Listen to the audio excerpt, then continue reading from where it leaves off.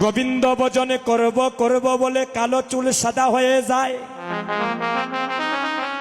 ধীরে ধীরে আমার নয়নের দৃষ্টিশক্তি কমে যায়। এমন একটা সময় আসে রে ভাই, আমার হাঁটিতে চরণে চলে না, দাঁড়াইলে মাথায় ঘুরায়। সেদিন গৌরী চরণে কেঁদে কেঁদে বলি, হে গৌরী হরি,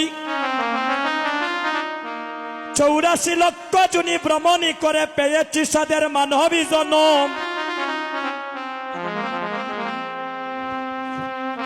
এমন সাদের মানবে জনম পেয়ে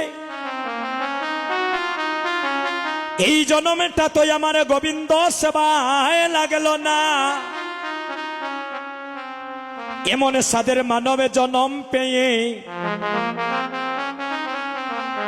মায়ারে সংসারে মায়ারে মুহে পড়ে রইলাম।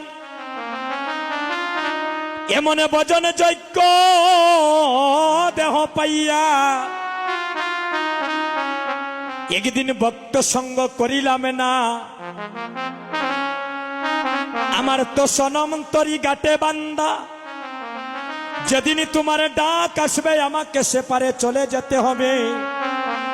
মাগো, আসার সময় একটা নদী পাড়ি দিয়েছিলাম, সেই নদীটার নাম হলো ভব নদী।